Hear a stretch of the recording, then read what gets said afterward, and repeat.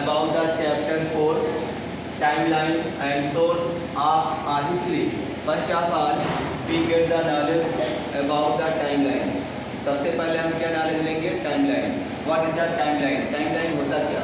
जैसा कि यहाँ वर्ड से मालूम आपको क्या नॉलेज हो रहा है. टाइमलाइन यानी टाइम को एक लाइन से डिस्क्राइब करना, एक सीक्वेंस से डिस्क्राइब करना. यानी anything we describe a sequence that is called timeline. यानी कोई भी चीज़ हो उसको हम एक सीक्वेंस से डिस्क्राइब करेंगे, उसी को हम क्या बोलते हैं?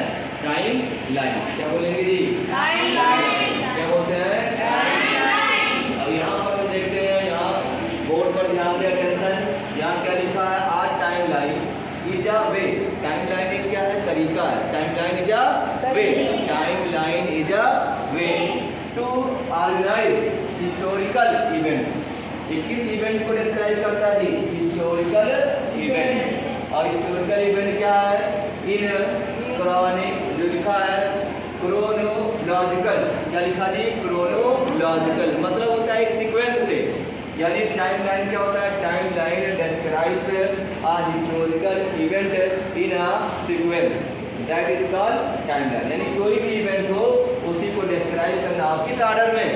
क्रोनोलॉजिकल ऑर्डर में डिस्क्राइब करना ही हम क्या बोलते हैं? Time line. यहाँ पर आपको फिगर के माध्यम से आपको यहाँ पर जिसको समझाया जा रहा है.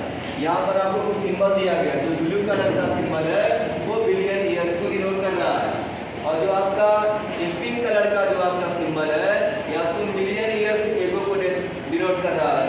और जो आपका व्हाइट है ये आपको किसको? Years ago. इसका मतलब ये आपका पूरा अर्थ है. अर्थ पे कैसे कैसे इंसेक्ट आए, एनिमल्स है, उसको बारे में डिस्क्राइब. देखो ये देखो बिलियन ईयर, अगर देखा जाए बिलियन ईयर देखो पहले हमारी अर्थ एकदम इम्पटी थी. कैसी थी? खाली. फिर उसके बाद आता है 4.54. इतने बिलियन में हमारे अर्थ का थोड़ा बहुत अर्थ जो है क्रिएशन होता है. फिर उसके बाद क्या आता है? सेल. और पूरा अगर देखा जाए सेल से ही सब कुछ बनी है. Everything creates with the help of cell. सब कुछ किससे बना है जी? सेल से. सेल के बाद क्या आता है? Atmosphere, oxygen. फिर धीरे धीरे एटमॉस्फेयर हो जाता है. फिर आपका क्या आता है? बैक्टीरिया. फिर आपका क्या आता है जी? फंगी. ये फंगी है. उसके बाद आपका कोरल. फिर आपका देखो ये जो बना है ये आपका फिश का क्या है? ये फिश का जो है वर्टेब्रेट. क्या है जी? वर्टेब्रेट यानी फिश का रीढ़ की हड्डी जो उसको बोलते होती है. उसके बाद धीरे धीरे आपका insect, amphibian. Insect, amphibian. Amphi जो लिखा गया है एम्फीबियन. एम्फीबियन जो आपका क्या है? ऐसे animals that animals live both water and earth. ऐसे इंसेक्ट बोल लो, इंसेक्ट. एनिमल्स ना बोलो, इंसेक्ट. ऐसे इंसेक्ट जो कहाँ रहते हैं? अर्थ पर भी और वाटर में. उसी को हम क्या बोलते हैं? एम्फीबियन. क्या बोलेंगे? एम्फीबियन. उसके बाद आपका क्या आया? शार्क. ये आपकी फिश हो गई. फिर आपका क्या? रेप्टाइल, डायनासोर आता है. फिर आपके क्या आते हैं? मैमल्स. बर्ड आता है. बर्ड के बाद मैमल्स. मैमल्स से कहते हैं ऐसे एनिमल्स जिनके क्या हो? जो मिल्क सकिंग, मिल्क दूध पिलाने वाले जो एनिमल्स होते हैं उसी को हम क्या बोलते हैं? मैमल्स. उसके बाद आपका आता है बीज एंड फ्लावर. मधुमक्खी आ जाती है.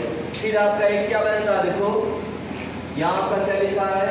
प्राइमेट. क्या लिखा जी? प्राइमेट. और क्या लिखा? 100 लाख. 100 लाख में year ago. 100 lakh year ago क्या बन जाता है? एक प्राइमेट. प्राइमेट का मतलब क्या होता है जी? यहाँ पर एनिमल्स, मैन, सब एक समूह. क्या होता है? Group of family of insect animals सबका ग्रुप. उसके बाद किसका? फायर. और फायर कब आता है आपका? 10 लाख. कब आता है जी? 10 लाख. कितना आता जी? 10 लाख में क्या आता जी? आपका फायर. फिर किसका क्रिएशन हो जाता है? Homo sapiens. और होमो सैपियंस किसका नाम है? The scientific name of human. Homo sapiens is the scientific name of human. उसके बाद राइटिंग 65, 100 में क्या आती है? राइटिंग. ऐसे ऐसे जो है एक टाइम लाइन आपको डिस्क्राइब किया गया है. ऐसे हमारे अर्थ का, हमारे जो है वर्ड का क्या होता है? क्रिएशन होता है. Thanks for watching this video. Have a nice time my dear student.